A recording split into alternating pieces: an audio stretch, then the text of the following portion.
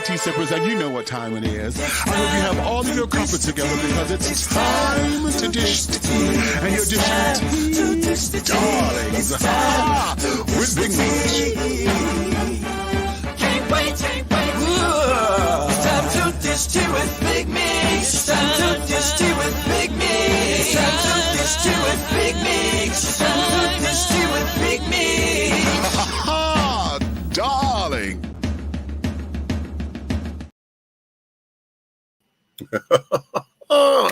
And hello, hello.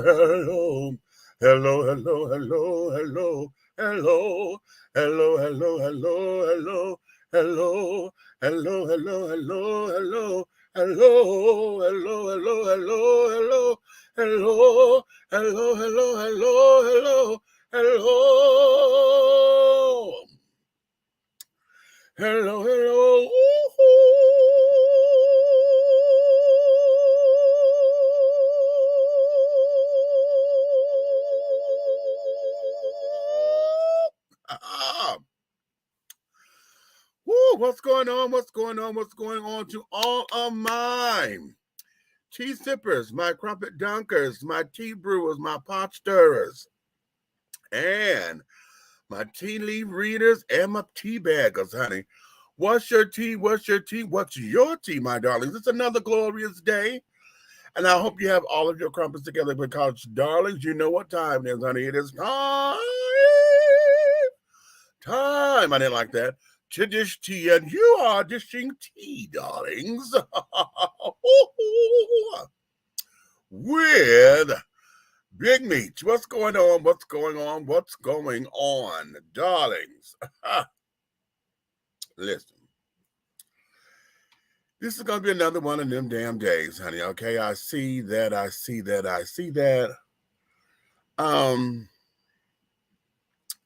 Had to put Miss Mavis in the shop, child. Y'all know Miss Mavis is my 2005 Honda Element, right? Now, Alabama is here. Wanted to go get something to eat.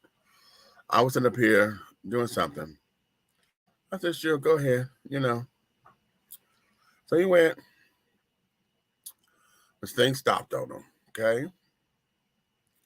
So he called me. A little frantic, needing to jump because the car just cut off. Well, this, that, and the third, honey, and we couldn't get it. Called my son Brandon. Brandon, come over here. Tried to jump it.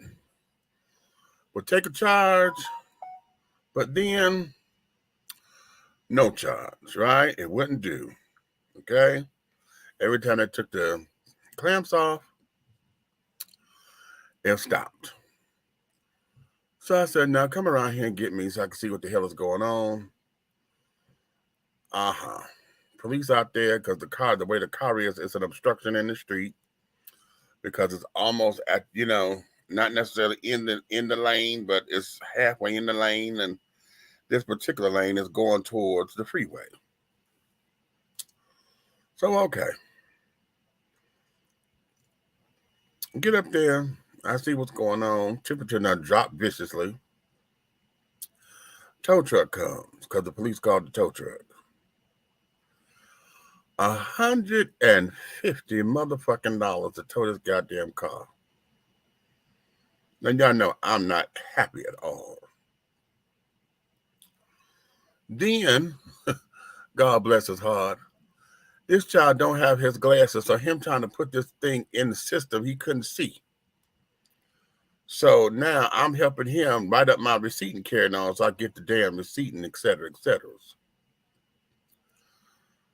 So I let my mechanic know, listen, this is what's going on, blah, blah, yakety. I'm going to get the car to you in the morning.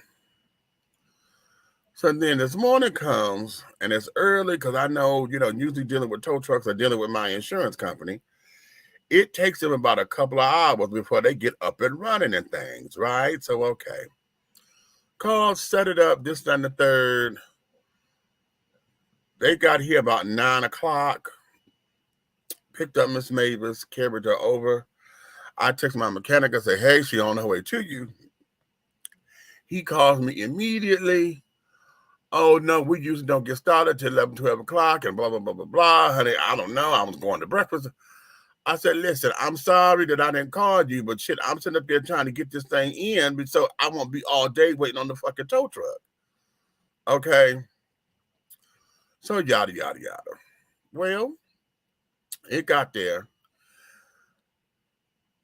He just hung up from me to tell me that they had to replace the water pipe because the water pipe had busted of some sort.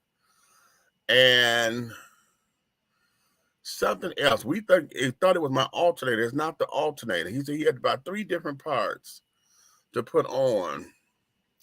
Now he said that there's a possible oil leak. And I'm like, I hope it ain't no damn oil leak because we just went through all this. Okay. They're going to look at it again in the morning so I can find out what my damage is. Now, here's the thing. The coin won't get to my account until Monday. So if the car is finished, bitch, a bitch still may not be able to drive this girl until motherfucking Monday.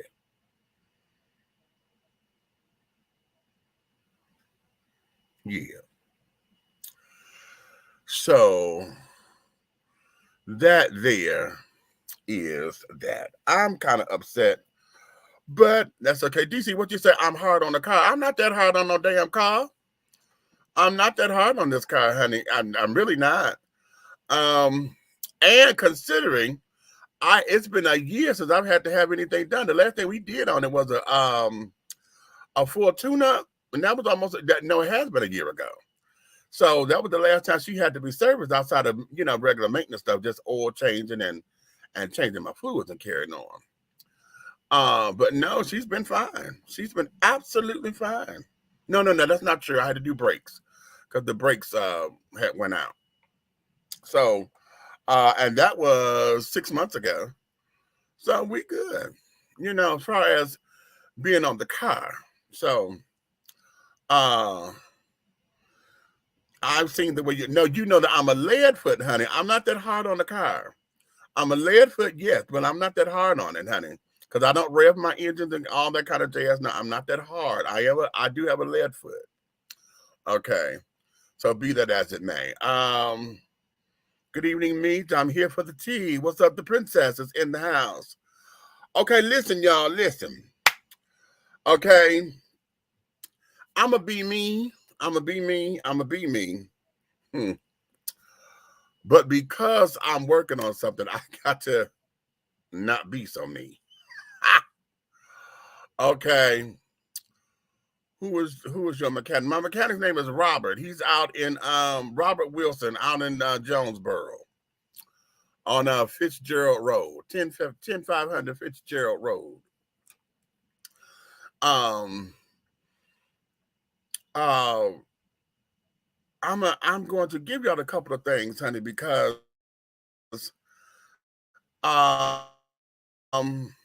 particular people, and we're gonna weigh in today because I try to. He's very reasonable. He's reasonable. I found I was referred to him by a friend of mine, and at one point he was a traveling mechanic, and he's come out to me on a couple of occasions. But now I just go to him because rather than have him come out, I had the extra fee of having him to come to me. I could just take the car to him. But he's decent. He's very decent, honey. Very, very, very, very decent and reasonable and fair. Okay, which is what I like about him because he's fair. He's not trying to break nobody's bank or carrying on. He's not trying to gouge nobody either. He's very fair. Okay. Tonight, we're going to talk about TJ Holmes. Yeah, because I got a couple things to say. Okay, what is this? How fast is it? Well, the car will be ready tomorrow. He got it today, worked on it most of the day. It said be ready tomorrow. So, yeah, my turnarounds are quick. But he got to sit there because, hell, my money ain't going to be in the bank until Monday. So, hell, I can't pay him until Monday. Damn. which is pissing me off because I don't want to take no Ubers. Anyway. We're gonna talk about TJ Holmes, Jason Whitlock, okay, and the comments that this child had made, okay, and I went to go listen to the whole piece that he did with Tucker Carlson, and interesting, okay, very, very, very, very interesting, and we're gonna get into that, and then. Now, I don't know about the Greek fraternities that came on and the Divine Nine as far as their interminglings and how they work and this, that, and the other. However, Omega Psi Phi has done something that I thought was relatively wonderful, not necessarily unique, but wonderful in this regard that they canceled and terminated the membership of 3 of the officers who were involved in the TYRE NICHOLS beating death, okay? So they terminated their membership, which brings to a bigger question. And if any of you who are in the Divine Nine or some kind of fraternity or sorority or whatever, I need for you guys to weigh in on this because I don't know how that works. Obviously, because I'm not one of them children.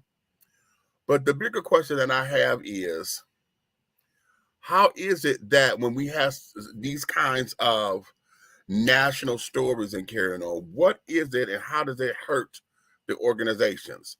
If you realize that this is one of your frat brothers or your sorors, you know, how is it that that hurts the organization? And how do you scramble to make the decision to say, okay, we're going to terminate their membership? Okay. I think that's an excellent move, okay, because of what the privileges are to be, you know, they say membership has privileges, huh? Okay, so whatever that privilege is, they've terminated that. But now, and how did they go about making that decision? Is it because they, you know, their behavior goes against the charter and the rules and this, that, and the other? And I say this because remember, a couple of years ago when the guy who was a part of the Kappas, you know, and he walked across the stage. He had his Kappa stuff on, or at least a Kappa banner or sash, but he walked across the stage in a pink suit and pumps, and everybody got upset about that. It was like, oh no, this is not what this stands for. This is not what this represents, and you know they was upset with him because they felt he was out of uniform and et cetera, et cetera. I was on the fence with that decision because I was like, well, it's his graduation. He could wear what the fuck he want to wear. Okay? But at the same time, here's where it was. At the same time, going out for these organizations, you know what their charters are. You know what their creed is. You know what the hell they stand for. Okay? I have a good friend of mine, Miss Eleanor Cornelius. She did something one time with me, and it shook me, right? Because I was like, girl, you still abide by that? You know, she's AKA, and we were out, and this particular day, she had on her colors and carrying on, right? But we had gone to a cocktail bar, and what she ended up doing was she did not drink because she wanted to, but she said, oh no. She said, I can't do that because I'm in colors right now. And we're not supposed to do that while I'm here. And so she didn't drink. And, you know, that threw me the fuck off because I was like, girl, wait a minute, honey. That was so long ago. You know, that you know, as far as you being right there enthralled and involved in it. But girlfriend, she lives the pink and green, honey. Okay? She lives it. And I'm not mad at her for it. But what that did for me, though, was respect her even more so, because that says that whatever she believes this to stand for, honey, she's going to abide by the creed. You understand? So now, in understanding these particular things, they had Greek, every year they got the Greek Council weekend or whatever that's called, okay? And I remember one time I was on the trains, and it was over. And this one particular guy, he was Omega Psi Phi, he and his wife. And he, we in the same age bracket. And I said, is it okay if I ask you a question? He said, sure. I said, what brings you back to this particular weekend? I said, because, when we think fraternities and carried on and this kind of stuff, we think the young kids, what brings you back? Because, yeah, you and I got to be in the same age bracket. Apparently, honey, he didn't want to answer that damn question because, he threw me off and this, that, and the other because he felt like I was trying to open win for him and carry on, which I was, because I'm like, nigga, and then the whole thing, man, it was, nigga, you old as hell. Talking about coming to a Greek weekend and this, that, and the other, you know what I'm saying? But me not understanding what that's supposed to mean, and then let me put this proviso here. I work hotel security, okay? And I know when I was around here at the Western Airport, Atlanta Airport, we had a Greek weekend and carrying on. So all I saw was the debauchery of it, okay? I did not see none of the community stuff, okay? Even though they did have a community thing where they went out, they were collecting clothes or something. And this, that, and the other, right? So I'm like, okay, cutesy. So, bam, that's where I am. So I see, all of what we hear that these folks are all about. What I saw was, everybody having a good time and the partying and carrying on, which I'm not opposed to. I'm just sitting up here looking at this man like, child, look, you and we 50. Okay, we 50 and above. Okay. And you running here like you still in your damn 20s, and that's what got me. Okay. So I'm asking this, what you say? Watch my words, DC, don't start no shit. Okay, watch my words. I'm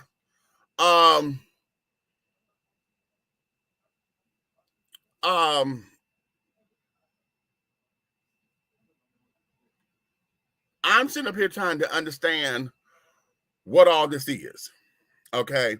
So this is why I need somebody who is from the Divine Nine, or I don't care. Maybe you're not in the Divine Nine. Maybe you're part of somebody else's organization. Come in and let's talk about what that is, because I applaud the men of Omega Psi Phi for taking this stance. I applaud it. I applaud it. I applaud it. I applaud it. I applaud it. I applaud it. It was one other time that I applauded it, and that was during the George Floyd thing. Do y'all? Okay, I don't know if y'all saw this, but it was Omega Psi Phi, and I think who of the blue and white children? I think it was them too. They had called for, I'm gonna say formation because that's exactly what it looked like. Okay, and in this clip, it was so many of them, and they were in their colors. And when I tell you they went lining up the street and they went down and around and around, it looked like it was a maze, and this sea of this brotherhood standing in solidarity for George Floyd. And when I saw that, I gagged. I was like, oh my God, this is beautiful. And so now to take this particular stance here and to terminate the membership for those children, honey, I think that's everything. Okay. I think that is everything. Okay. So now, but again, that there is the small part of this picture, because we see what's been done in the public. And here's another question. With this being done in the public's eye like this is the first time that we've heard of anything like this on a public spectrum. We have not heard this, that they've terminated somebody's membership before, because of some kind of scandal or this, that. Now, this is the first time we've heard this in recent times, that this is going on, and because these guys were directly involved in all of this, that we got this. Okay. That was the Hebrew Israelis, was it?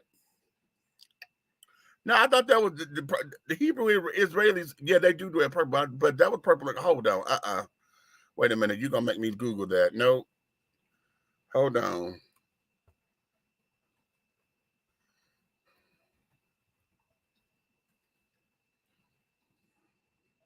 No.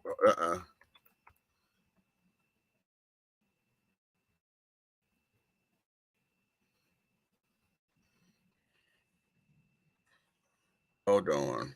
Because I know.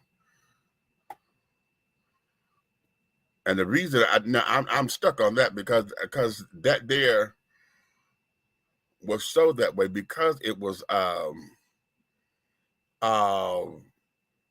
divine nine because I was always questioning the fraternities and sororities. I'm like, okay, y'all say y'all do all this for the community, but I understand that some stuff is done in secret and carried on, which okay, cute, but I'm looking at some of the social justice that goes on or whatever, you know. What is that? What is it? Wait a minute. Where is it? Where is it, honey? He said that was the Hebrew Israelis, child, and I want to disagree, but before I do, I want to make sure I got my proof. Okay. Because where were they? If I can remember the state they was in, it would be easier to pull up. I forgot what state they were in. But child, that was everything. Yeah, that was absolutely everything. So be that as it may, I'm trying to I'm looking this up, y'all. So the Q dogs, child. You know what? Funny story. Well, ain't no funny story. It's just that this is when I knew that this was not for me. That this stuff was not for me because I wanted to be a Kappa. Okay. When I looked at it, the way how the programs and stuff were and what I was going to school for and carrying on, I had aligned with the Kappas. Okay. What their creeds and stuff were. And we were in the student center building. And we were doing, you know, they were having kind of like an early rush party, and I was just a freshman. And I'm there, and I'm on the dance floor. So, honey, you know, I'm dancing and I'm doing my thing on the dance floor. Okay. Well, it was the gold boots, honey, and the purple and gold jackets. And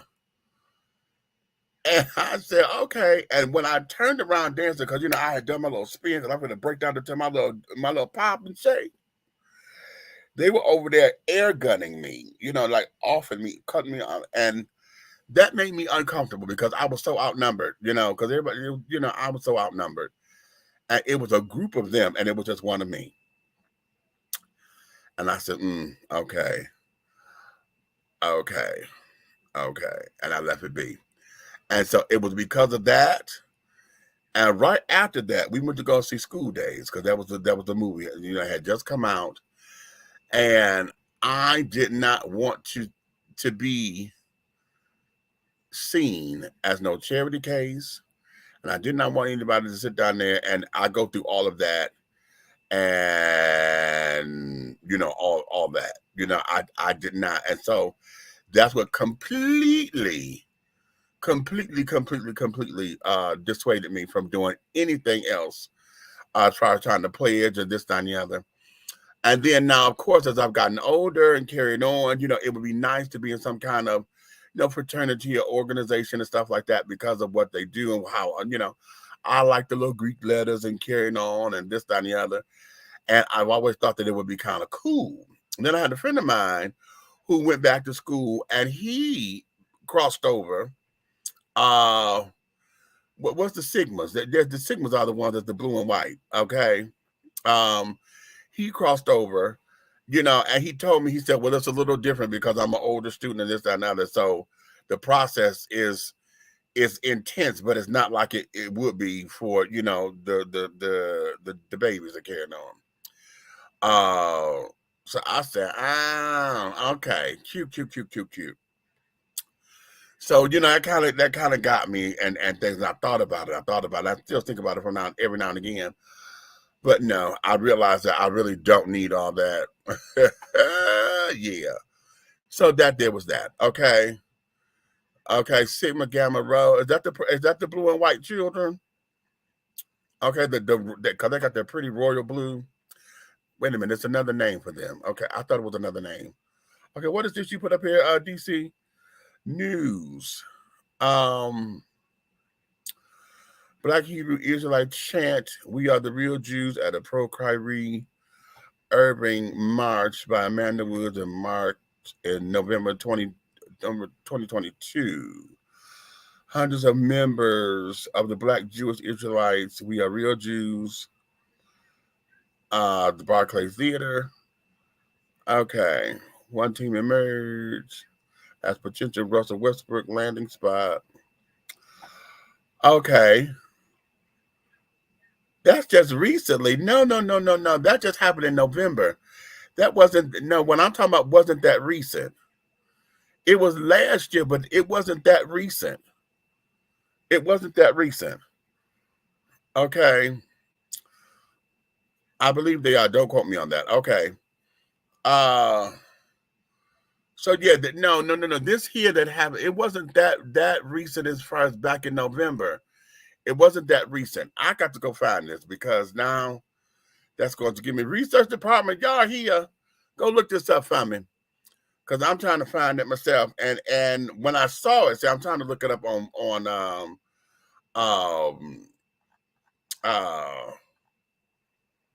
Google and carrying on, but I saw it. I think I saw it on Instagram or something.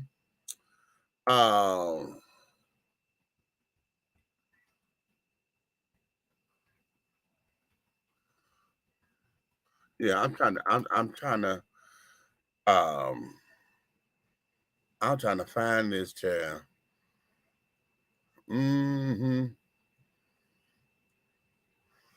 anywho, there was that. So let me move on because see, if I don't, y'all gonna sit up here see me. I'm sitting up here trying to surf this internet real cutely and fast, and I'm overlooking some stuff because I'm looking for that formation. But anywho, let's go over here to TJ Holmes because over here at TJ Holmes, if y'all are under a rock somewhere and don't know what's going on, Hebrew Israelites protest. Okay. Y'all know that this child has lost his job basically.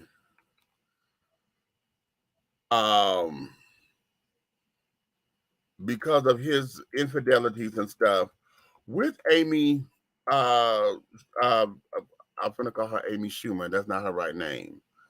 With the Amy girl, okay.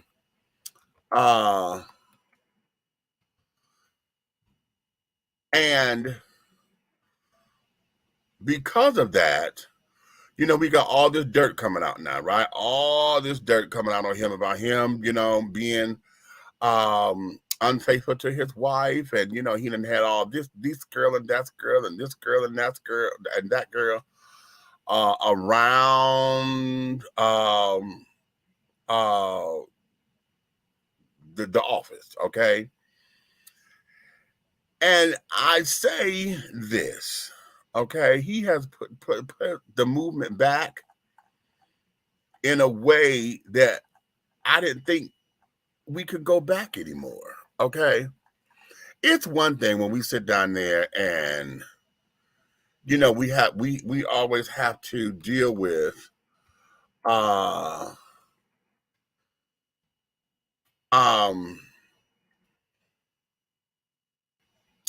our reputation and us being seen as over sexual people and this, that, and the other, you know, as men, Men are always, we're labeled as dogs and carrying on, and we don't know how to control ourselves or this, that, and the other. We're just insatiable things, and everything that moves, we got to have, right? As long as it looked good to us, we want it to be good for us, okay? And all that kind of jazz. But here's something that if I had the opportunity to talk with him, I really would put a tongue lashing on him, because I would call him all kinds of names in the book because I feel as though I can. And I would ask him, you as a light-skinned black who already have to deal with the fact that others in our community see you, Amy Roebuck, thank you,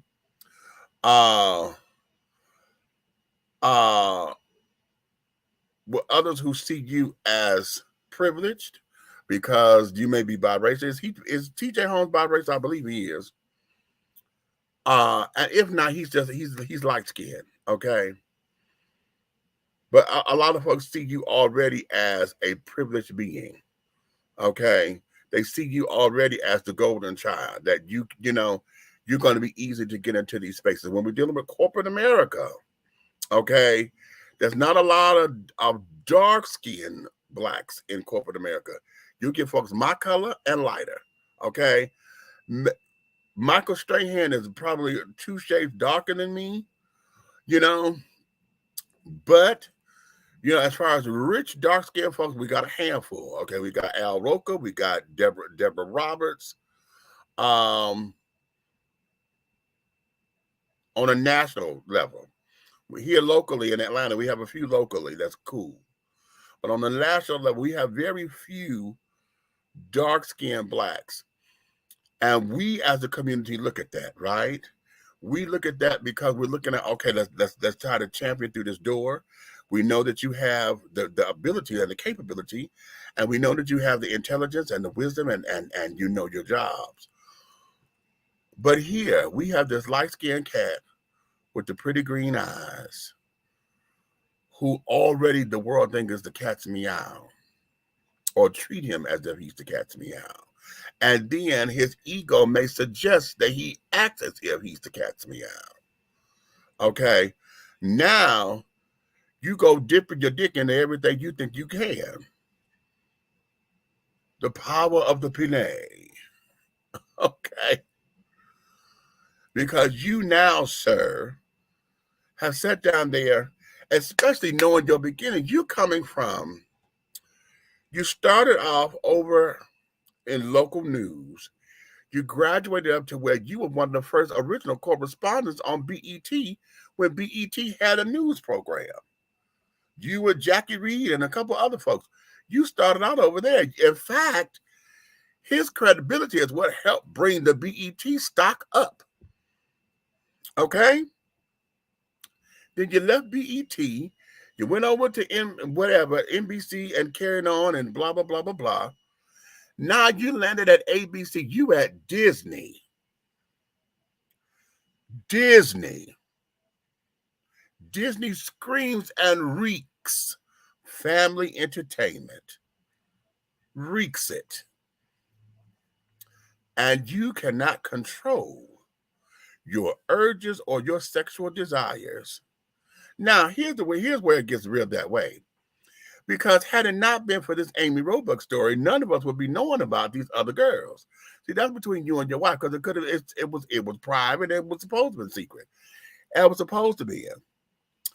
But now that you have put yourself into a bag to cause all this scrutiny, now it becomes fodder for the world to understand and to pick apart.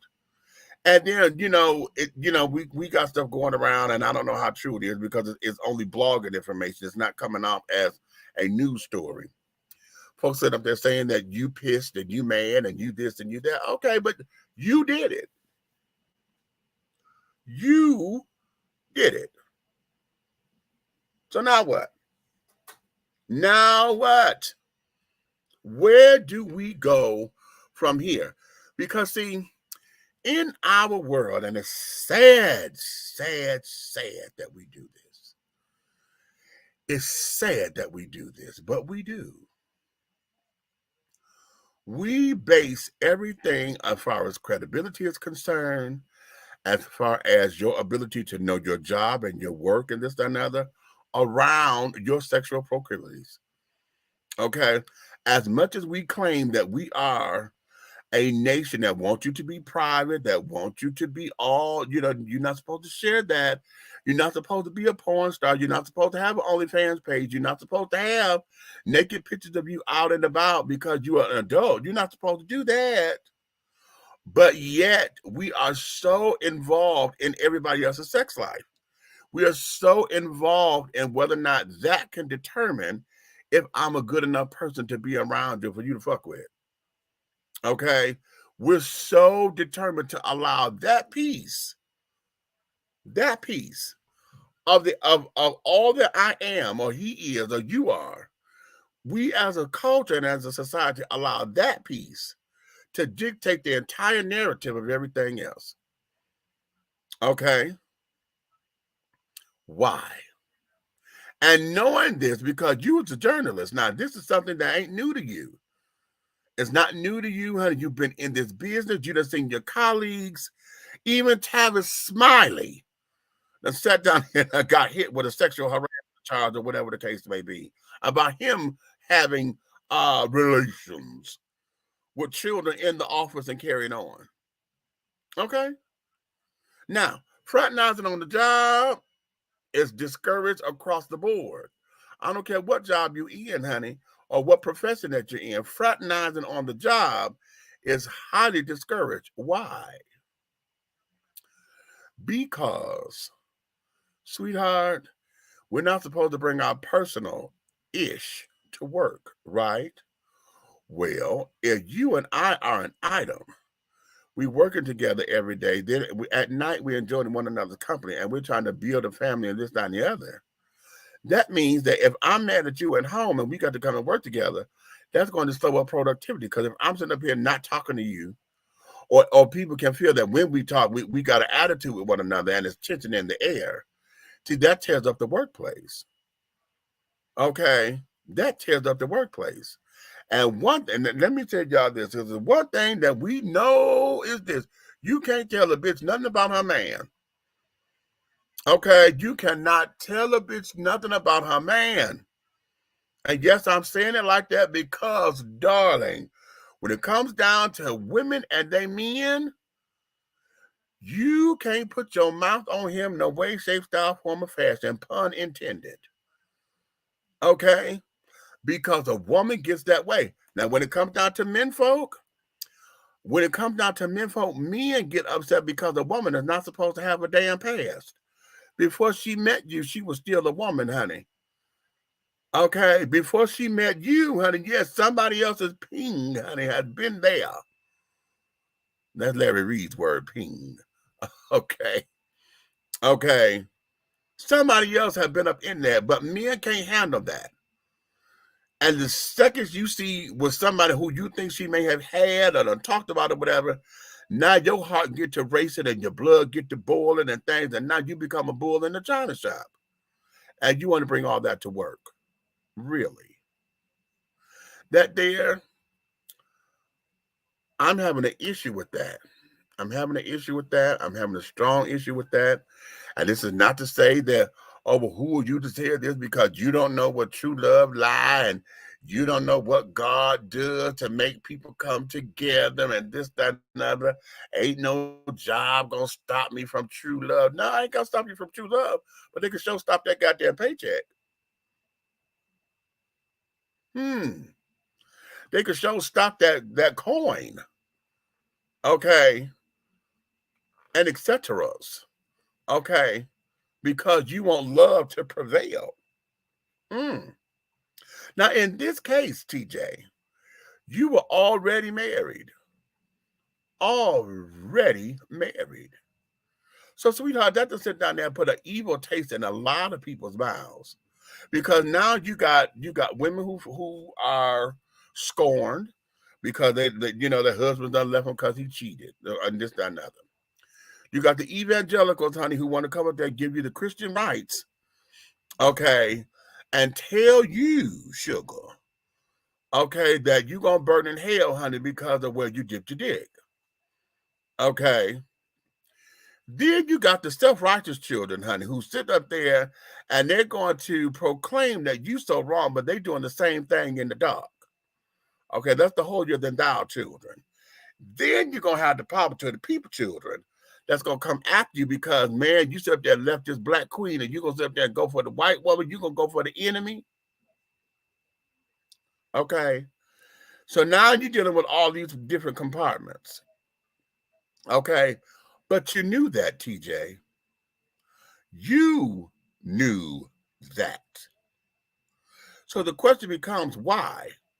Was this a ploy for you to get out of your marriage? Was the marriage that miserable that you was going to do this to get out of that marriage? And then here's the other question that I have for him. What about this love of your life named your daughter? How is she supposed to come through all of this calamity about her daddy? And it's all on the news. What she know you to do? She know you for being on television. She know when I turn the TV on, that's my daddy. And now on TV, that's all they talking about is my daddy. But you knew that, TJ. You knew it. So now, if any of these things about you being upset, being mad, and fuck everybody mood, who you mad at? Who you mad at? Because it can't be Amy. You was having too much fun with her. You were having too much fun with her, although she threw you under the bus by saying, oh, I didn't know about all these other girls. Girls, stop. Yes, the fuck you did. Yes, the fuck you did. Because just like y'all was sitting up there kikiing and carrying on, he was doing the same thing with those other girls, honey. Yeah. You're probably going to say, oh, in retro, you probably didn't know at the time. But in retrospect, honey, because you exuded the same attitude, the same attributes, honey, the same kiki schoolgirl giddiness, you exuded the same shit. So, girl, you knew. You knew.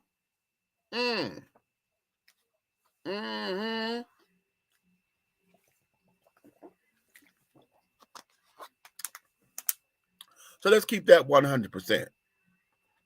Let's keep that 100%. And then now, what is this going to do for everybody else? Because, see, and I know y'all get tired of us talking color and race and carrying on, but we're going to look at that and break it down. Because let's look at, say, Matt Lauer. Matt Lauer did the same exact thing, honey. As a matter of fact, child, he got charged he was charged with sexual harassment. Matt Lauer over there at NBC is part of the Me Too. He got a Me Too claim on him. But we're not hearing about him anymore, are we? A lot of that Me Too stuff went up under.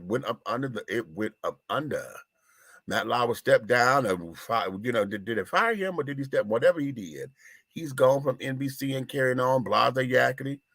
Okay, they talked about the number of people. They talked about him being married and things of that nature, but then it died. It died. But now what they sent up there with you, TJ, is how you and Amy, look like y'all were buddy. Y'all sit up there roaming the streets. Okay, y'all hugged up, kissed up, and carried on, but yet they got you on video interviewing her husband, talking about how good friends y'all are at this, that, and the other. What kind of hypocritical move was that? Laughing in this man's face that you having his wife on the side. And I don't care about how miserable your marriage was and, whether or not you were separated, because nobody knows that. If y'all were legally separated, that didn't come out. Nobody said anything about that. Why? Because that was personal. Okay, that's your private business. But you took it upon yourself to go public with something that should have remained private or underscore or whatever the case may be. Because had you and Amy acted as if y'all were just good friends and not secret lovers, none of this would be out now.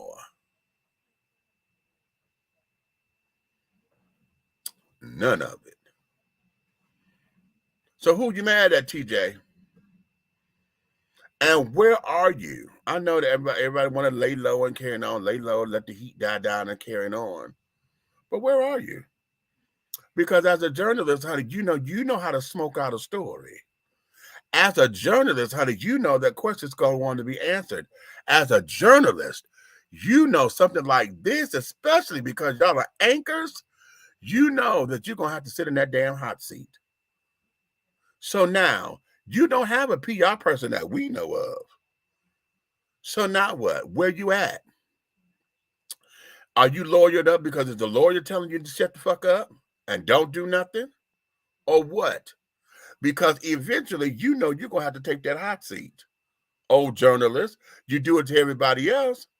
In fact, your interview style is that very aggressive. You know how to go after those hard questions. You know how to hold people's feet to the fire.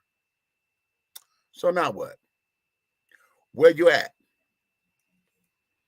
And when you coming out of hiding? Coming out of hiding. I'm coming out of hiding. Where you at? The chair. Let me go to the comments. Let me go up here to the comments.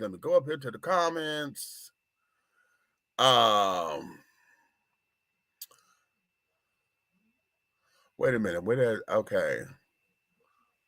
You say what? Okay, they did it twice. Sigma Gamma Rho is a divine nine sorority. I'm trying to find their fraternity equivalent. Yeah, I'm right.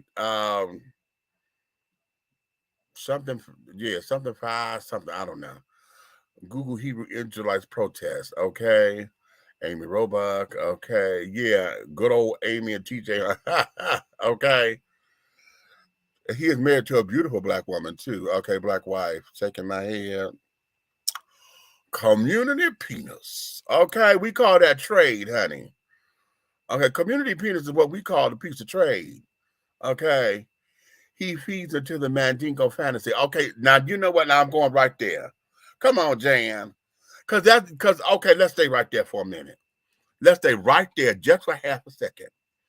Because that's exactly what I was going for. You know, and then you sit up there being the pretty boy on top of it. You're pretty, you got a pretty smile, got all these green eyes and carrying on. Nothing can harm you. Nothing can get in your way. Okay, the world is at your fingertips and at your disposal, supposedly. But now you have sit up there and you just become this entity, okay, and it's at your own hand. It's at your own hand. The whole Mandingo do-I-did-it. And now this is going to be that way, and I want to see all of the girls outside of his marriage, honey, that they say he had relations with around ABC and carrying on. Because we already know. That I would say 100% of them are white. If there's a black girl in the mix, honey, it would totally shock me. It would totally shock me. Okay? Totally. They'd hate me. I don't. It's so stupid. Okay, right. Okay, it's so stupid. Yes. That's not true love. That's not true love. That's Stank Cohen. Okay. Word on the street is that he did the Humpty dance all over Atlanta. Right. Yeah, because they got pictures. They got pictures of him down here. And child, Lord have mercy. I wish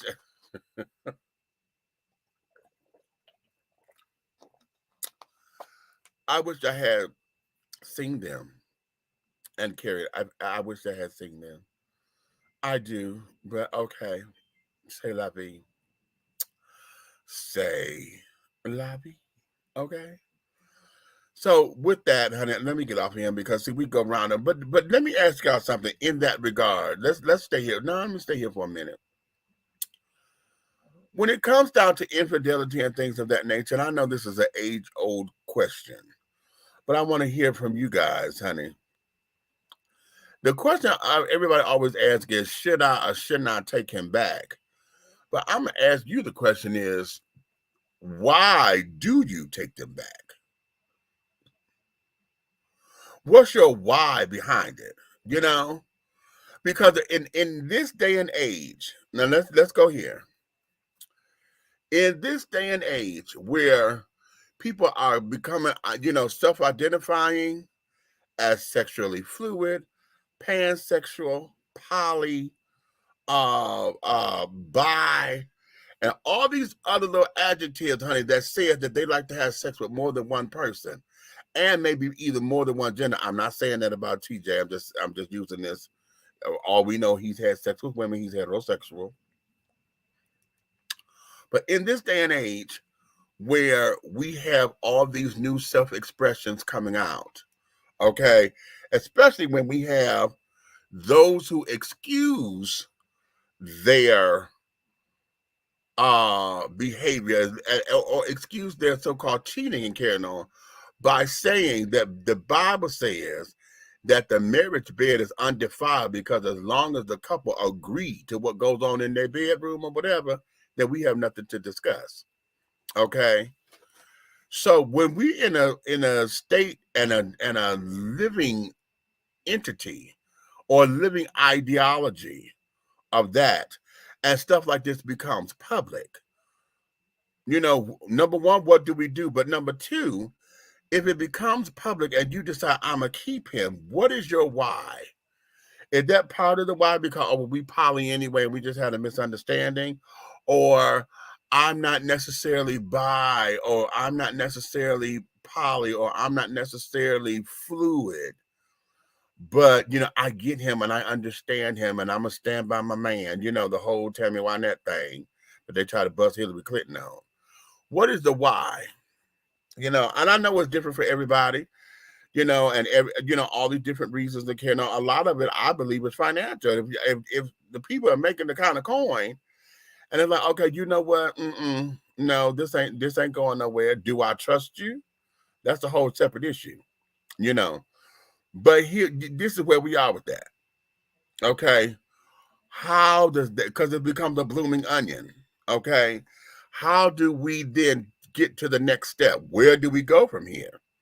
Okay, because if my why is strong enough to say, hey, I'm gonna take you back and we're gonna work through this thing, kind of what our grandparents did. Our grandparents knew what was going on when pops or who, and in some cases grandma, was going out tipping.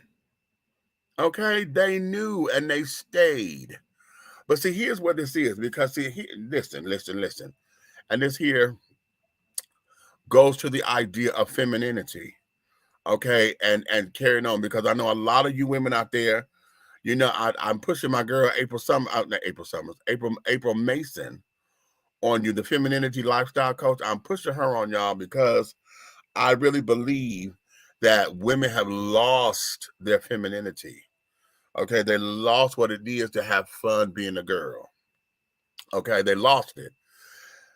A lot of it is because of circumstances. They've had to wear the pants. They've had to, knuckle down and buckle down and carry on. They've had to step up to the plate. All right.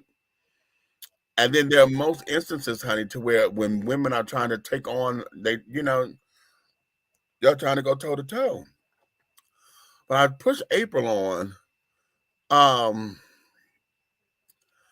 about femininity and carrying on, but a lot of women hear the message as, if I become feminine, then that means I'm going to be like my grandmother or my great-grandmother or somebody in that generation, where you believe being feminine means that I'm not supposed to think, I'm not supposed to have my own, I'm not supposed to be the strong, independent woman that I am.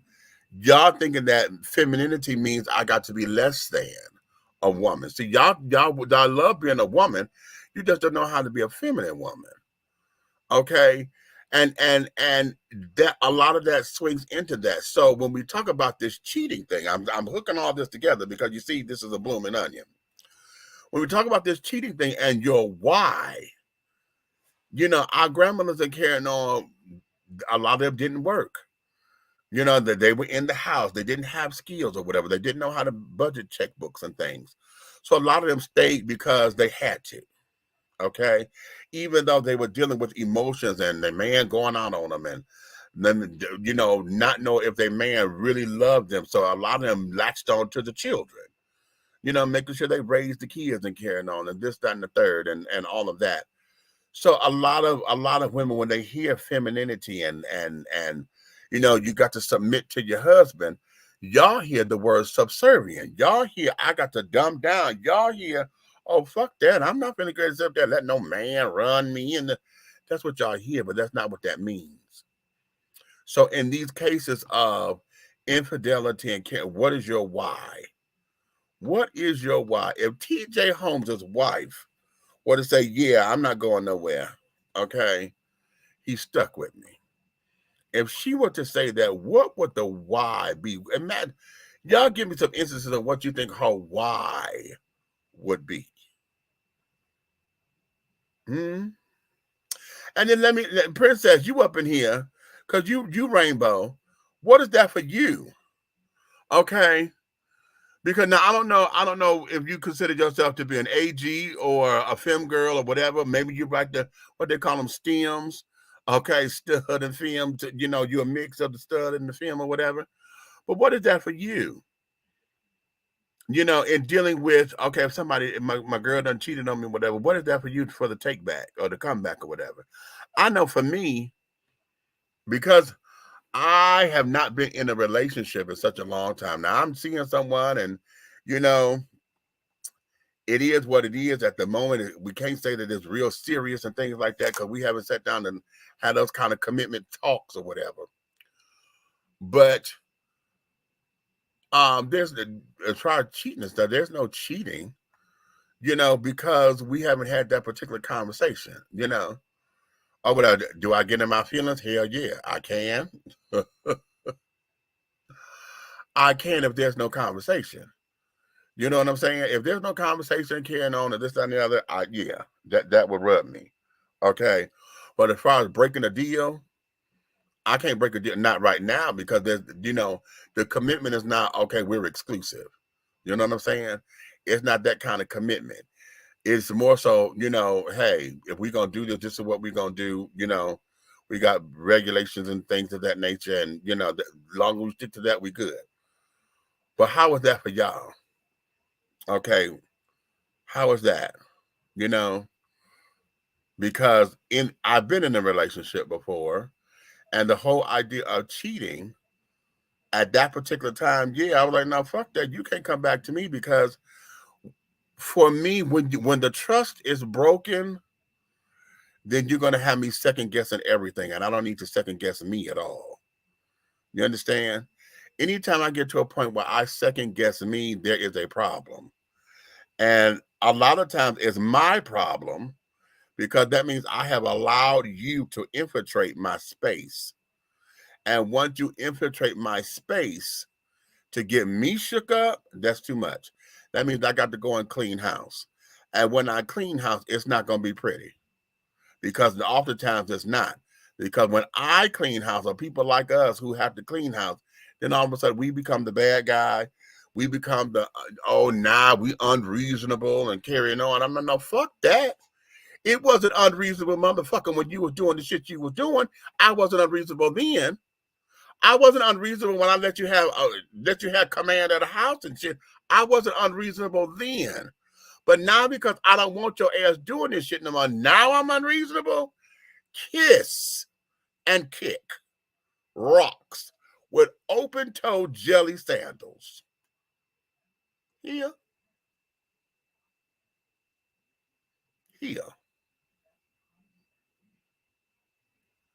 Mm-hmm. Yeah. I'm a stubborn. I react as a guy would to a breakup. Have I cried? Yes. Okay. Okay. Okay. Really? I react as a guy would. So you're more of a, okay. And let me break that down for those of y'all who don't understand. Okay. Most studs usually are, you know, the more masculine approaching women. Okay. And carrying on. So She said she react like most guys would, okay? And that whole, so that means, so that means, honey, that on a breakup, child, that means that you go out to go get a new piece. Okay, because men don't deal with breakups, honey. Like that, what what he say in The Best Man, the very first one, honey, Terrence Howard, he say, no, okay, nothing better than pussy, but new pussy. Okay. And carried on. And when folks break up, honey, that the best way for a man to break up, honey, when he break up is to be on top of somebody else. Because when men are stupid, men are just dumb, okay? Because they don't know how to filter through their emotions and carrying on.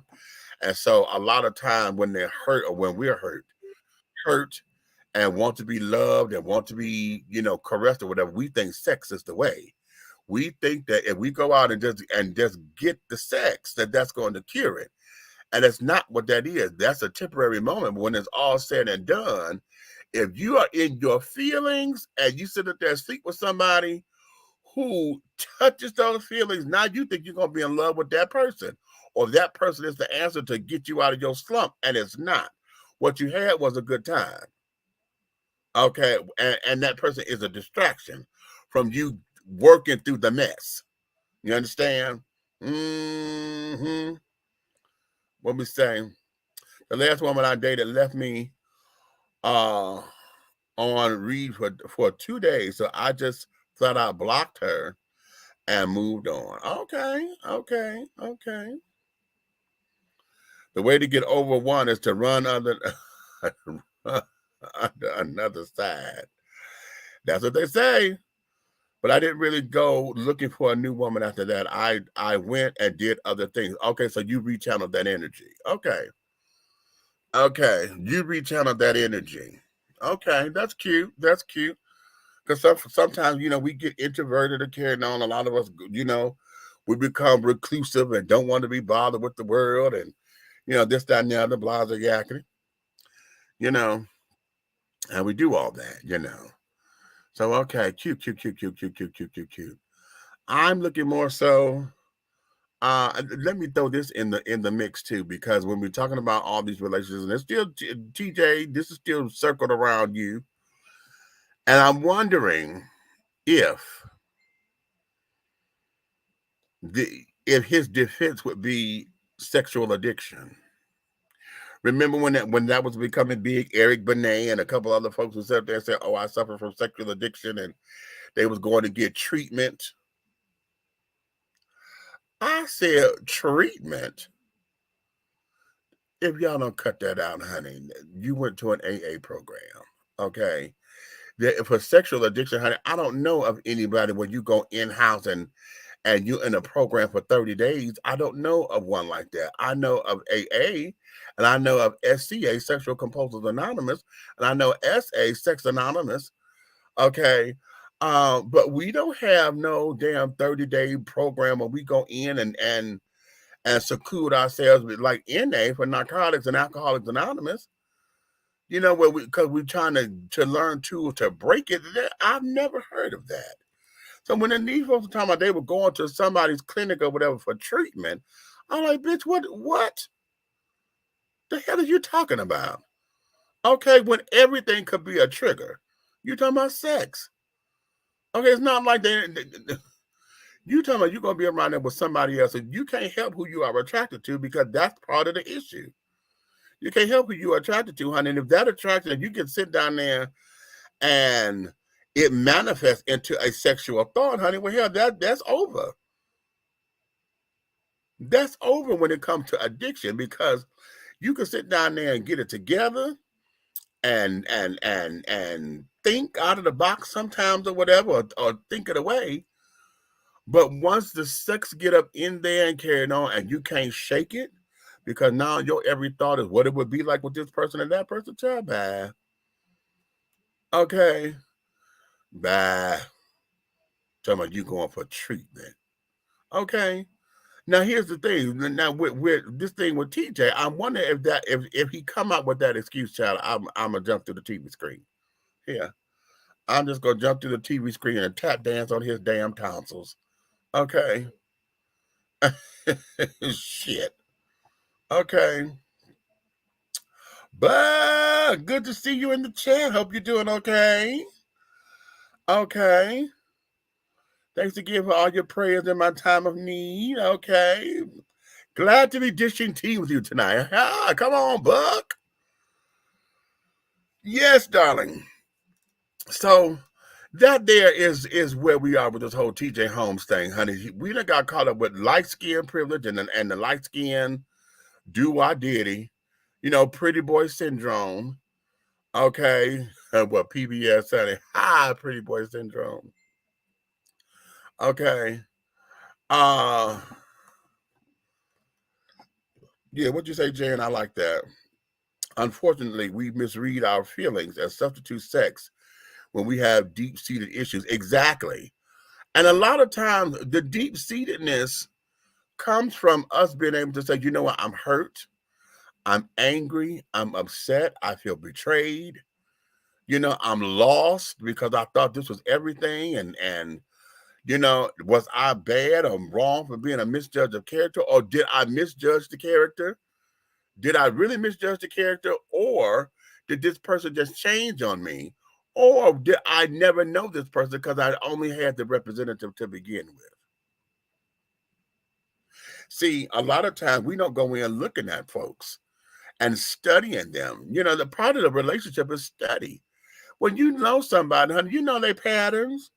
You know what they are going to do, what they're not going to do. You know what I'm saying? And it becomes that way. It becomes, okay, listen, I know, yeah, this is what's going to happen again. So when they act out of character, it's like, wait a minute, where the hell did this come from? Did y'all remember, what was the name of it? Was it LA Law? Yeah. LA Law. Okay. And the couple on there, the couple, they were two lawyers and they were a couple in real life. And I don't know if y'all remember when they had introduced the Venus butterfly, child.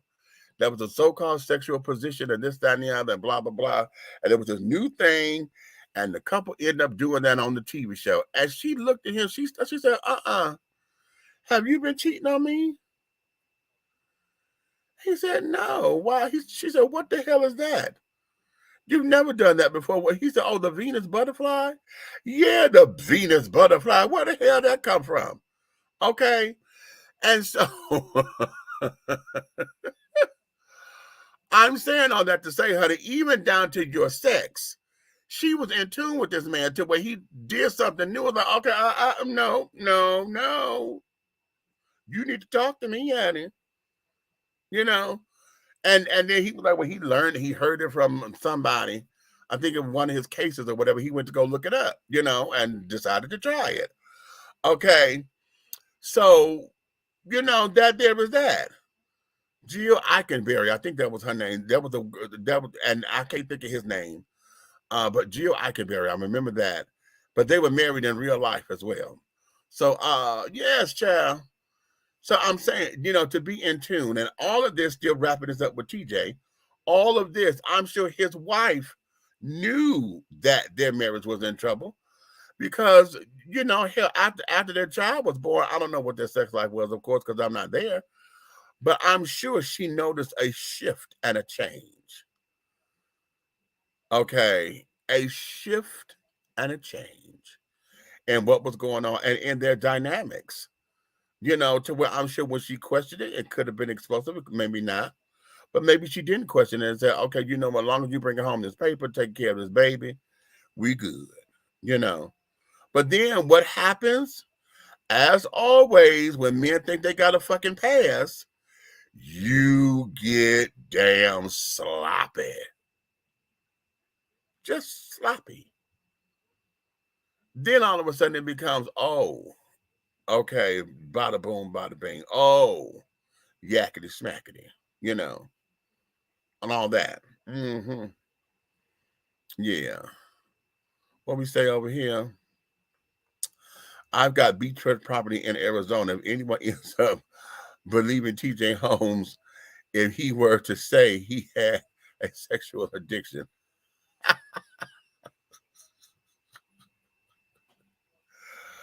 not beachfront property in Arizona. If you don't quit playing, she said, TJ mad because I kicked him out. His breath stank in the morning. Shut up.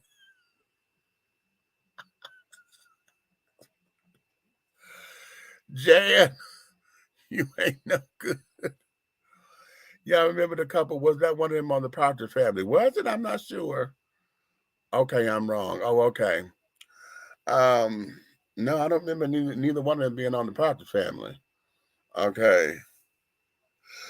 Let me that.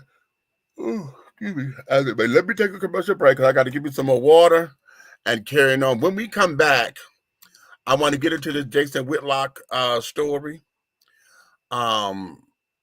So that I got to go on record with this one. Okay. I've got to go on record with this one. Okay. So let me take a little snoozy doozy, and we shall return momentarily. Okay. Angelo Ellerby, the Henry Higgins of hip hop, is the founder, president, and CEO of Double Exposure Media Relations.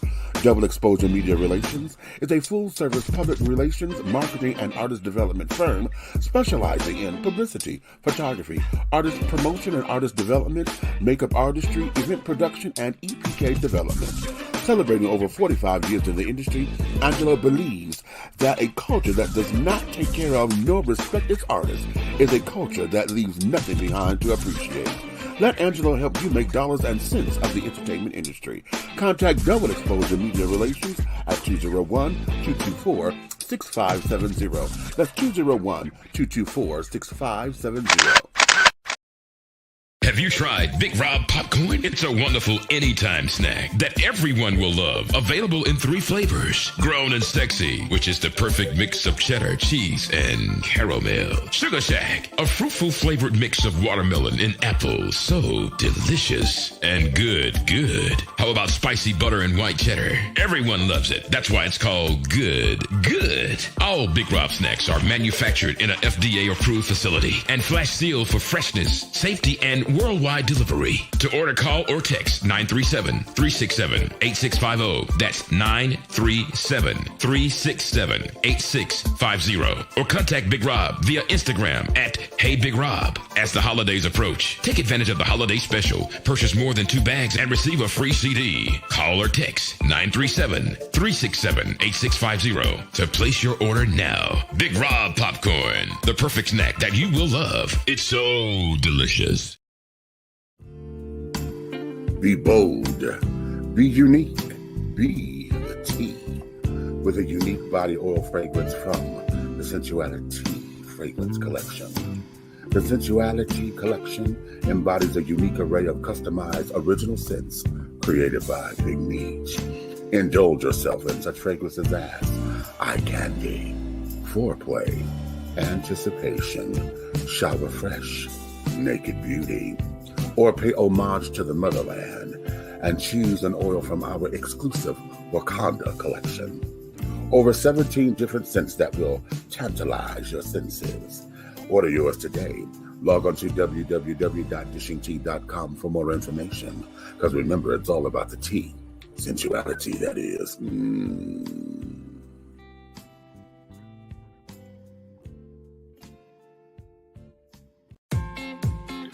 Attention all business owners. Use your advertising dollars here. Looking to reach a more diverse audience for your products and your services? Well, this is the platform for you. Dishing Tea Entertainment welcomes all businesses who wish to expand their brands and looking for clientele that's more than grown and sexy, but also the seasoned and sophisticated.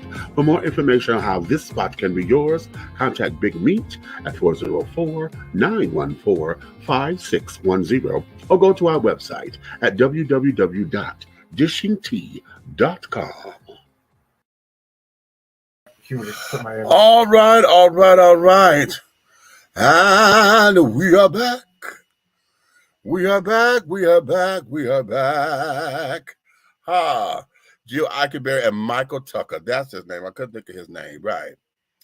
The Whitlock story, shaking my head. Okay, yes, so am I. Okay, I am.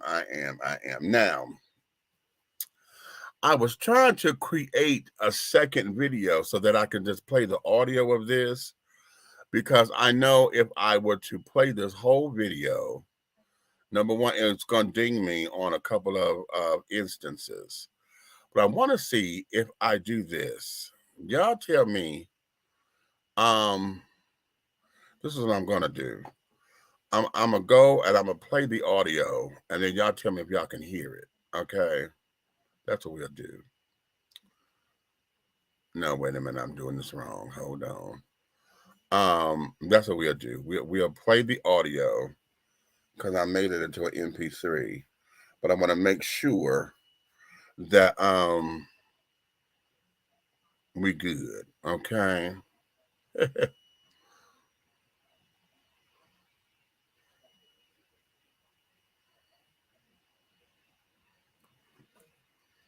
Make sure. Okay. That is such a good point. And you would, I mean, you've been in the news business all your life, 35 years or something. I felt guilty putting that video on the screen, not because I was on anyone's side. I felt obviously bad about it. It was horrible. I'm going to stop. Can y'all hear that? Put in the comments. Let me know if y'all can hear that.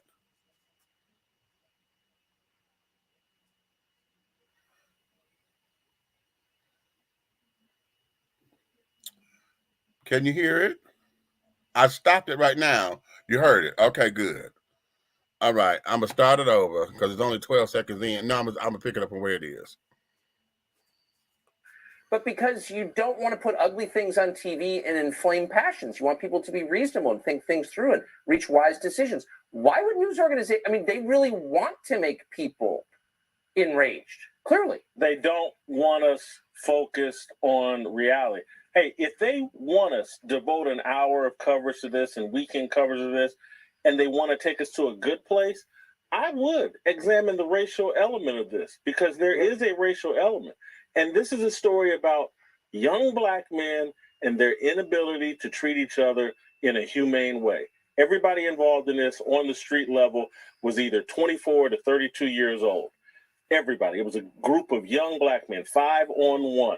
Looked like gang violence to me. It looked like what young black men do when they're supervised by a single black woman. And that's what they got going on in the Memphis Police Department.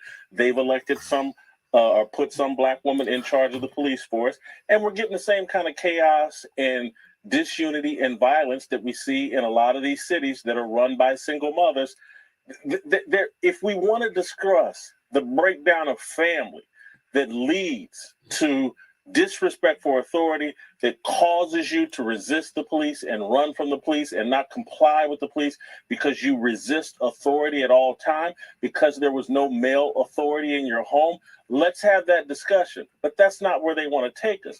They want to take us down the path of saying, you know what, this is Tucker Carlson's fault.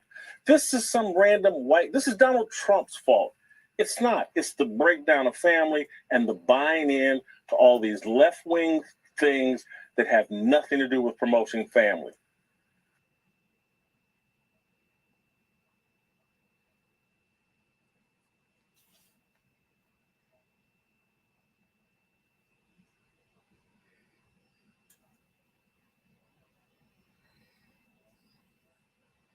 Mm-hmm.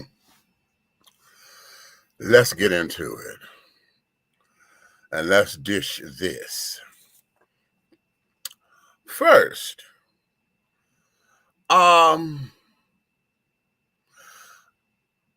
if that's how you feel as far as saying that this is some kind of gang violence kind of thing, black men treating each other like this, like they are a part of some gang or whatever. Okay.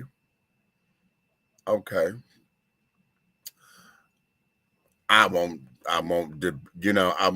be mad at you and carrying on. I can understand. I can see how you can relate that. Okay.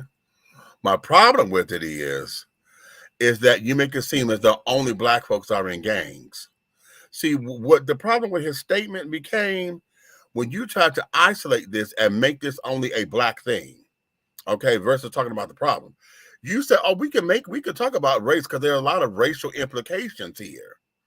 Okay. The fact that this is 5 black guys or 1 black guy, and this is all, they're all 24 to 32 years old. So this is gang-like behavior. Spearheaded as a result of being raised by a single mother. Okay, hold up. Then he says, just like this department, because they put a black woman over the department. Now, I want y'all to catch this verbiage. He says, this is the result of single mothers. And like the police department, they put a black woman in charge of this police department. Now, the reason why I'm stressing that is because this black woman who's in charge of the police department, and the police chief is a married woman. Okay, so she's not a single mother. She's a married black woman. So my question to Mr. Whitlock is your statement in contempt of the behavior, or do you dislike black women because you're sitting up there looking at this as a single mother issue and think that all black women are now single mothers? Because you didn't sit down there and give this woman her just desserts as the chief of police. You said they put a black woman over this, and now these folks are acting as if they got single mother syndrome or whatever. Okay? Why would you put the blame on single mothers? So this is the destruction of families. This ain't the destruction of families. This is a symptom. Okay?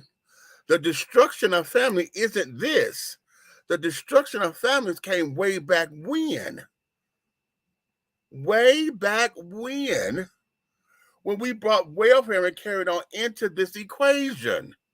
Way back when we bought, and you pitted the black woman against the black man when affirmative action became real. So instead of you hiring a black man and a black woman, you just needed a black and a woman. So you hired the black woman to kill two birds with one stone. So when you implemented these programs or whatever, the implementation of the programs is what started to affect the household. Then on top of it, how about this?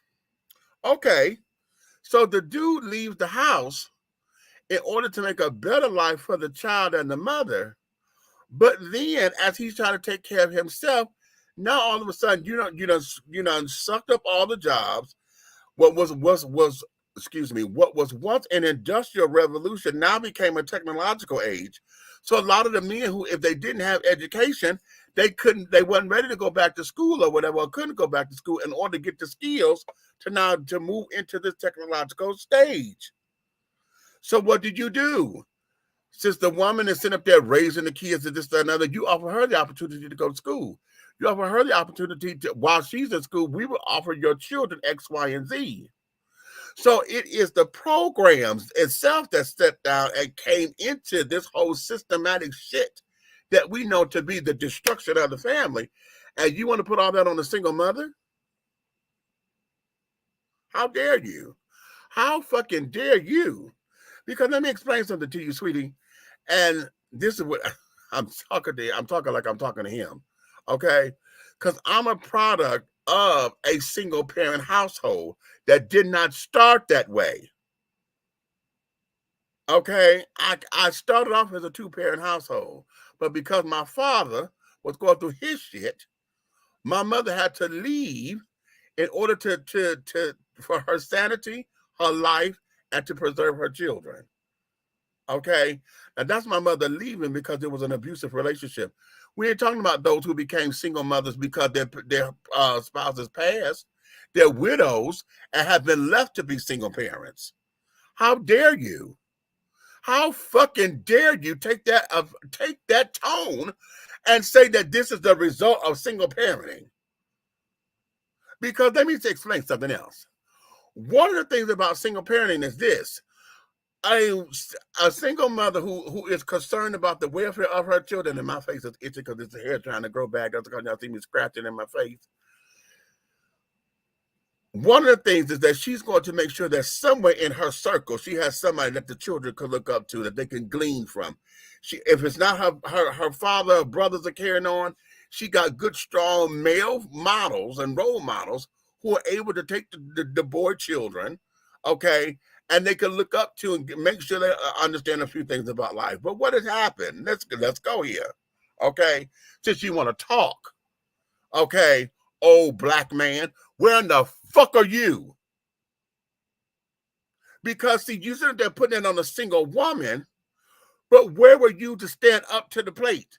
Because if you did anything like mine did, you want to sit up there and introduce me to try to sell motherfucking dope so I can have some pocket change instead of elevating and carrying on. See, when we went down to trying to be survival, see, we got into this whole this hustle mentality so we can learn how to survive these streets instead of learning how to thrive to get beyond the streets and get out of the situation to go forward. So where was all this? Huh? Where was all of this that you want to sit there and blame this on a single mother? And then have the audacity to say that because this Tennessee police department is ran by a black woman, that it's her fault, essentially, that these officers are acting like this. How fucking dare you? Huh? Where and why? Why?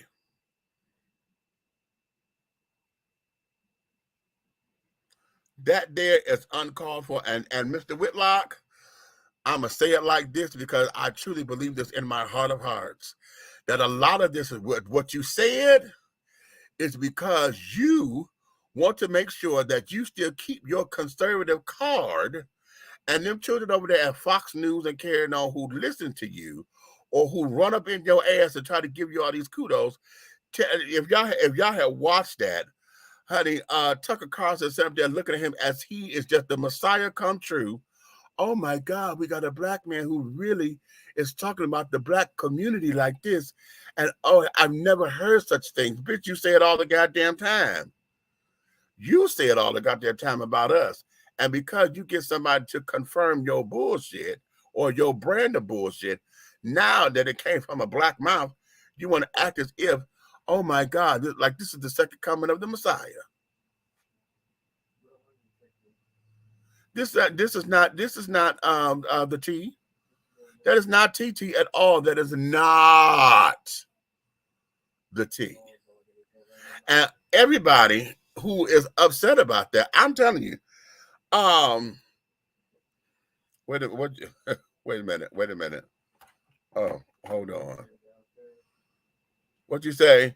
Yes, your take on this is dead on the money, fam. Oh, thank you. Okay. And to hell with Tucker Carlson, he'll say any damn thing to stay relevant, and that's my point. That there is my point.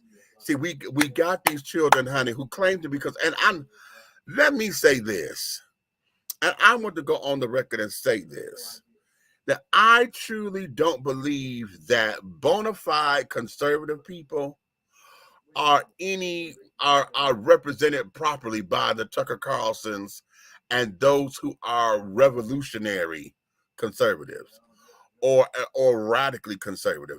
Does that make sense? Because oftentimes those who are conservative people, they're not in for the ostentatiousness of the world and carrying on. They don't, from what I've come to believe, and that conservative people, they have a set way of life. They don't want to deviate from that set way. Okay. Now, black conservatives are different from white conservatives. Why? Because white conservatives have always had the advantage. They never had to march and fight for civil rights. Women did, but not them as a whole. Okay, they had to march for their rights to vote.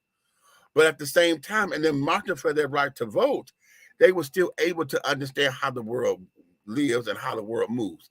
So they come from a place where change, what they know change to be, was to shake it up. So when black folks got into the equation and was like, okay, we want to change this so that we can have equity in the thing, those who were sitting up there, whether they were white supremacists, white superiorities, or whatever, or just flat out Christians not understanding, okay, my life is about to change, that we had resistance. Well, now we integrated, and then we found that there are black conservatives too. I believe in the same things that you do. I want my kids to go to a good school. I don't want the government interacting and intervening and telling me what I can and cannot do. I want to earn a living. I don't want no government handouts and carrying on. I want to be able to let my children go to the best schools possible so that they can become thriving citizens and better themselves. I want adequate health care. And I want police and fire and carrying on to take care of our cities and carrying on. I want to pay taxes regularly. I don't want to have to sit up there and be in a special tax group or whatever, and you gouge my taxes. See, this here is the idea of a conservative that I've come to learn. Okay, but again, black conservatives and white conservatives are different because we got that one piece, and this is where all that slavery and segregation and stuff come in. Because during those particular times, white folks didn't have to worry about whether or not the world was going to change as they know it because of integration. See, they fought against that because their world was changing. You understand? Changing. Blacks were like, well, we want to be included. We're telling you, we're saying the same things, especially those who are coming off the slave trip, because they already been a part of Master's thing. We do everything for Master. So hell, what Master wanted, what I want to. So they was already in alignment with everything else. But instead, it took us forever to get on the playing field because nobody saw that. Okay? Nobody saw that. And now, when we talk about conservatives and things, conservatives, I think, get a bad rap because now we got radical conservatives who try to go back and trying to infiltrate a mindset of those days prior to 1920. And I say prior to 1920 because the 19th Amendment didn't get on the books until 1920, and 1920 is the year that women got the right to vote. So prior to 1920, honey, women were just third-class citizens too. They couldn't do nothing. They couldn't vote. They were limited to a certain amount of jobs. That's how come we have so many women in the teaching profession, because teaching was basically a woman's job.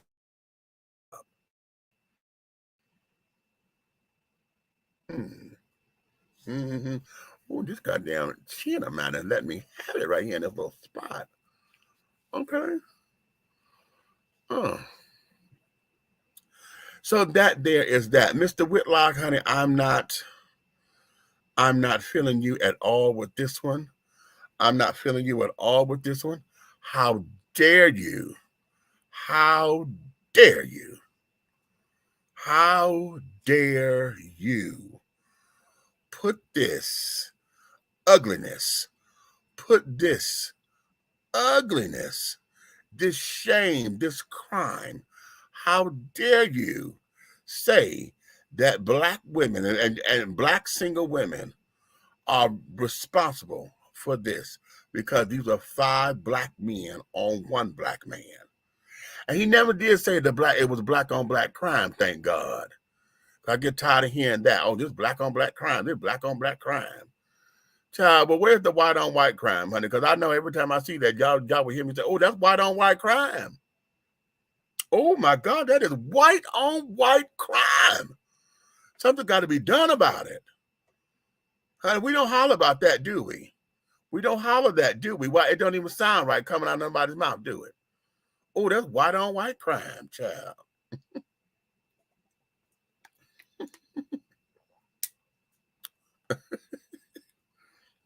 It don't even sound right, do it? So, hey, what are we going to do? What are we going to do? Mr. Whitlock, what are your solutions then, Mr. Whitlock? Since you say that this is the destruction of families, what are we going to do about these families? What are we going to do? Are you going to come and let's start some internalized cleaning? Because apparently what you're talking about is something that we as Black folks have to take care of that nobody else can do but us. Nobody else has that power to do that but us. So now what are you going to do? What are some of your solutions to this? Since you want to talk about, oh, they are blowing a distraction. You said that there was a distraction. Okay, that they're using this TYRE NICHOLS story. They're using this as a distraction to talk about to keep from talking about the Ukraine and carrying on. Really? Because you see this as a black on black crime. Because it was gang-like behavior. And all because all of them come from single parent homes or whatever the thing is. Really?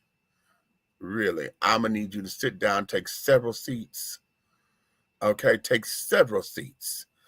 Get your pen and notebook ready because, sweetheart, we got a lot to teach. A lot. What we got over here in the comments? Yes, primarily teachers and nurses. Okay, right. See? Okay. That's all women can do back in the day, honey. And secretaries.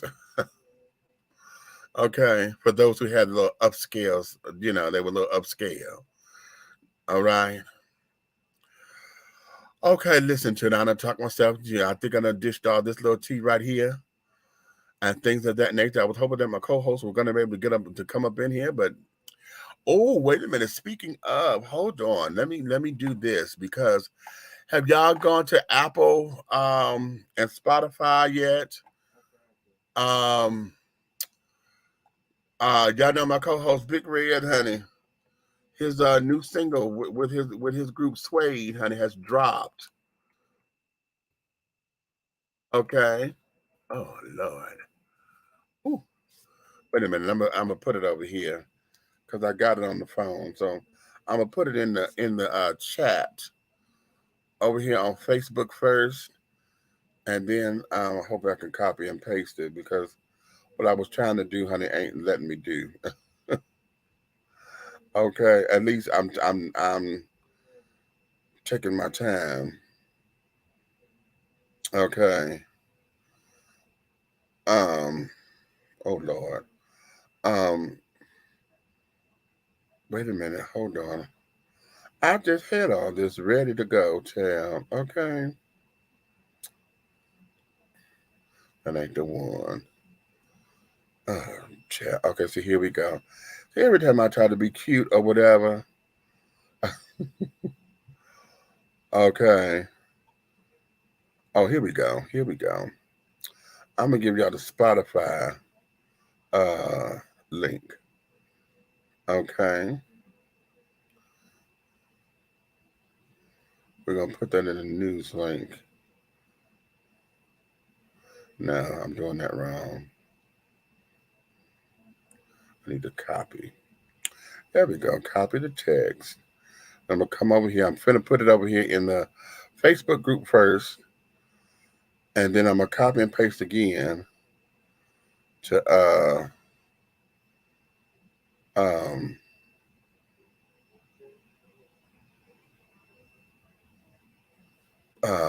the YouTube. That's what I'm trying to say. Okay.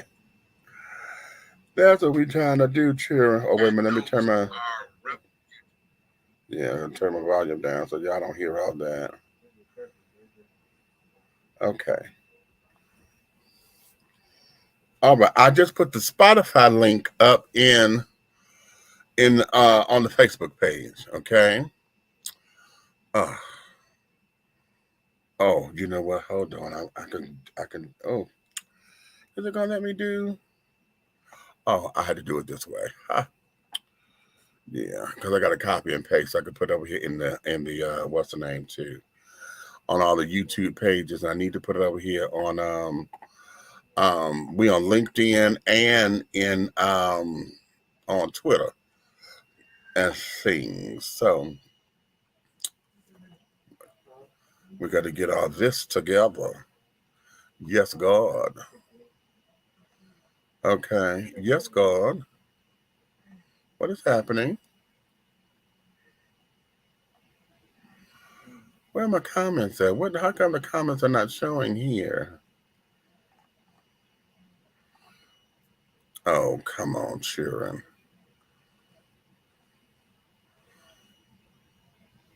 I was trying to pull a stunt, honey, but it's not letting me pull my stunt. Okay, well. All right. Those of you who are over here on YouTube and carrying on, I'm going to have to do that for y'all later because I'm trying to get my the link. I'm trying to copy it and carry on, but it won't let me copy it from here. Why? I have no clue. I don't even see my comments up here on the Facebook page. I see it over here on my phone, but not on the computer. So that's interesting. Very, very, very interesting. You gotta love it, child.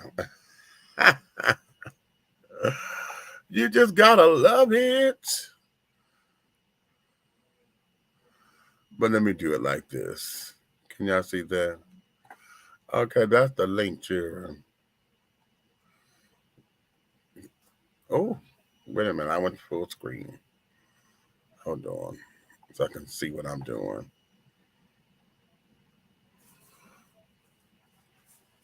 Yeah, it's not going to let me do what I'm trying to do. And that's okay. That's quite all right. Oh. You love the new single? Okay. All right, all right, all right. Now listen. Let me play this because wait a minute. Let me make sure that it's still up here. Oh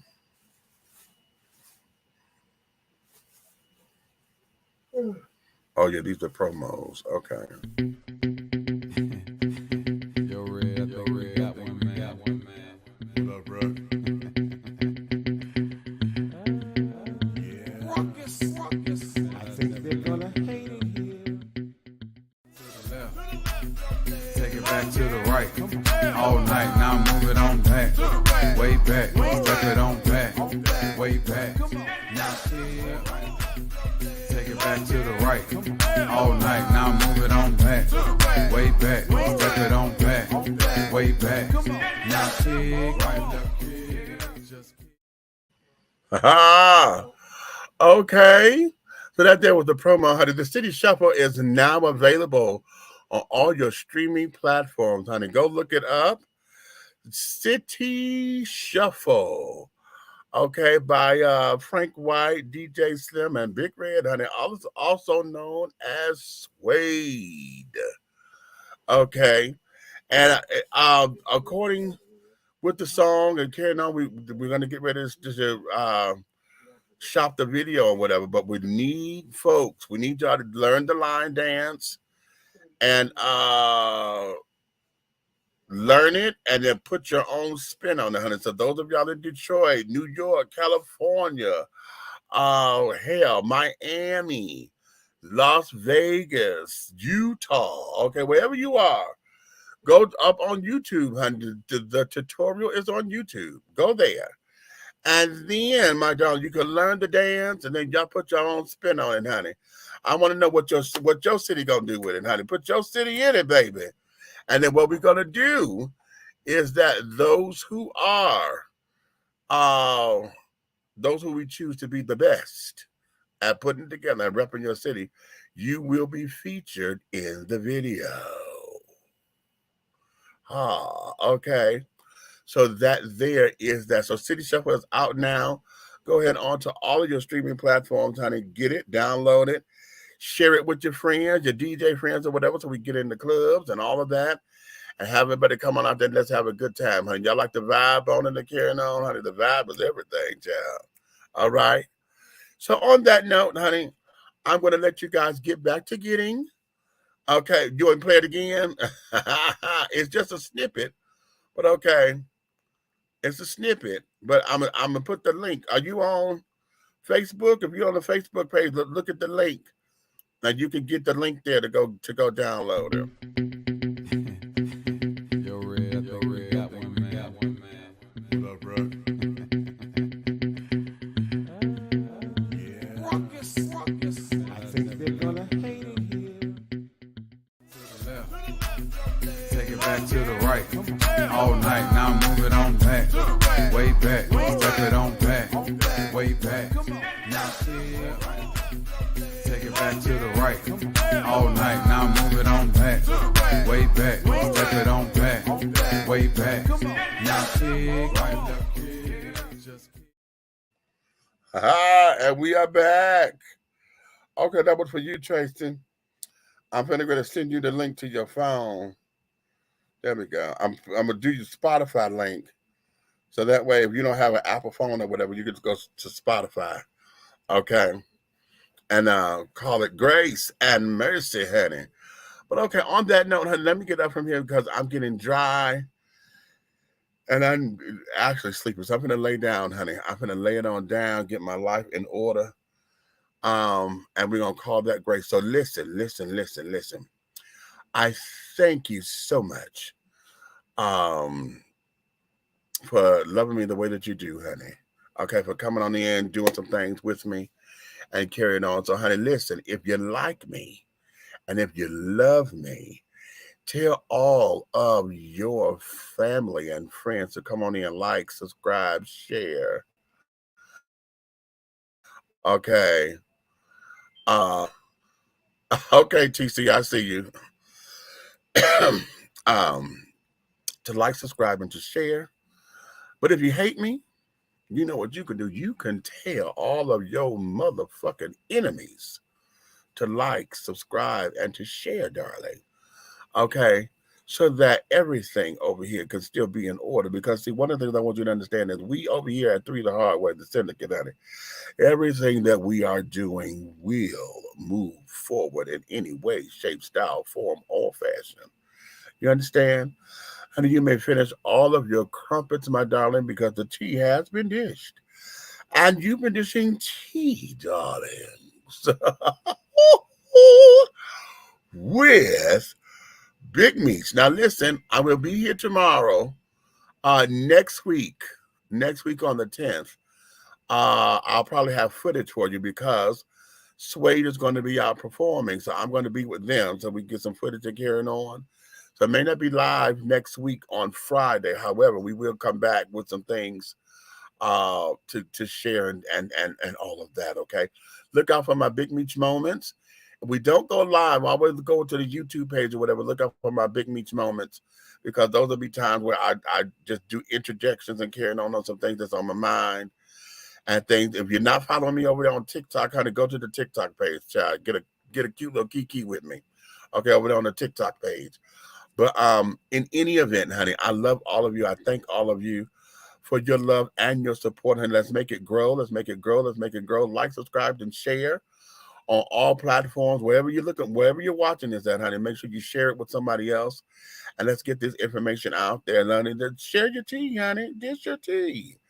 And share a few little crumpets, honey. Dunk the crumpets. Okay.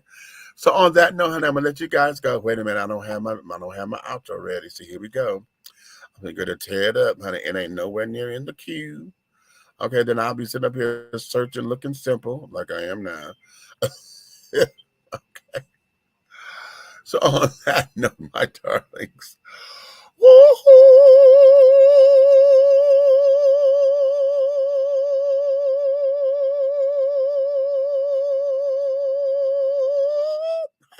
And scene, honey.